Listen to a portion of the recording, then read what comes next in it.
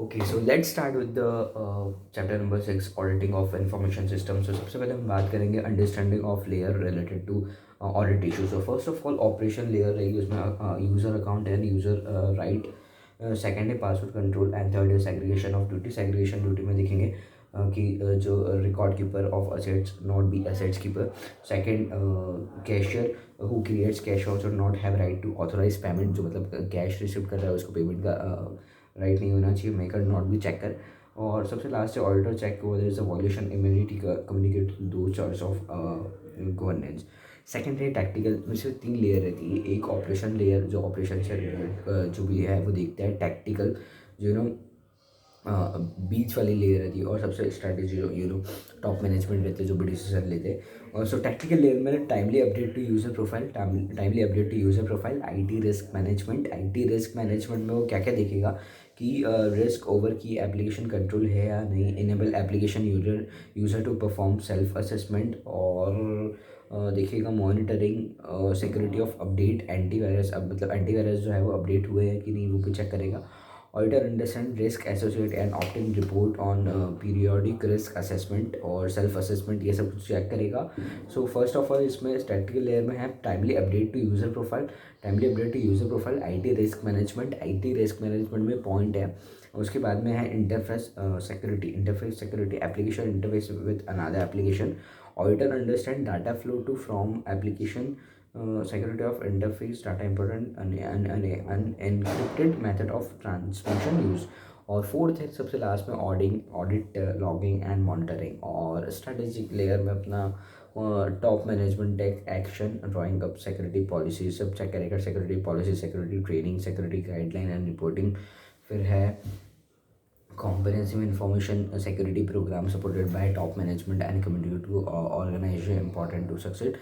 और चेक करेगा की रिस्पॉन्सिबिलिटी, चेक करेगा सिक्योरिटी मैट्रिक्स, चेक करेगा auditor check whether all guideline properly framed and capable achieve business objective. तो मतलब जो भी टॉप मैनेजमेंट जो भी डिसीजन लेता है वो यहाँ पर ले और सब चेक करेगा कि रिस्पॉन्सिबिलिटी रिस्क मैनेजमेंट की जो है वो ऑनगोइंग है या नहीं है, सिक्योरिटी है या नहीं। और चेक वेदर ऑल जो भी गाइडलाइन है वो प्रॉपर फ्रेम है, कैपेबल ऑफ अचीविंग बिजनेस जो ऑब्जेक्टिव उसको पाने के लिए।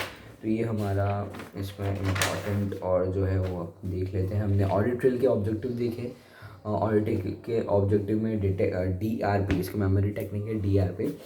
D for detecting unauthorised access, R for reconstruction of event, P for personal accountability. मतलब अनऑथराइज्ड एक्सेस जो भी हमारे अनऑथराइज्ड एक्सेस रहेंगे वो डिटेक्ट कर लेगा audit trail, okay, real time में। और इसका प्राइमरी ऑब्जेक्टिव है real time detection, protect system from outsider attempting to bridge system control. और रिकंस्ट्रक्शन इवेंट में क्या रहेगा कि audit analysis use to reconstruction system that led to system failure, knowledge for condition existed at time of system failure, personal accountability है साथ में। अगर हम बात करें कैट के एडवांटेज और डिसएडवांटेज के, कैट के एडवांटेज में है कैट के इसकी मेमोरी टेक्निक है CAT objective. So C for comprehensive and detailed auditing, E for information, E for क्या है आई डोंट नो। सो इसको मेमोरी टेक्निक से नहीं लेके नॉर्मल लेते हैं। टाइमली कॉम्प्रिहेंसिव में detail auditing, surprise test capability, information to system staff और मीटिंग ऑब्जेक्टिव। और ट्रेनिंग देना पड़ेगी, training for new user. Now inherent limitation of audit क्या है, इसमें नेचर ऑफ फाइनेंशियल रिपोर्ट है, नेचर ऑफ ऑडिट प्रोसीजरिंग है। ऑडिट कंडक्ट जो है वो रीजनेबल पीरियड ऑफ टाइम के अंदर होना चाहिए। फ्रॉड के अंदर सीरियस मैनेजमेंट भी मिले हुए रहते हैं। और existing of completeness of related party relationship और occurrence of non-compliance with laws and regulation or future events or entity to be going as a continue as a going culture। सो यहाँ पे हमारे 8 पॉइंट है इनहेरेंट लिमिटेशन ऑफ ऑडिट। तो इसमें ऐसा रहेगा, सबसे पहले nature of financial reporting, nature of audit procedure, और ऑडिट कंडक्ट जो है रीजनेबल टाइम के अंदर हो जाना चाहिए। और फ्रॉड के अंदर हमारे सीनियर मैनेजमेंट भी मिले हुए होते हैं। और existence of related parties and relationship, occurrence of non-compliance with laws or regulation, future event or condition goes entered goes to going concern.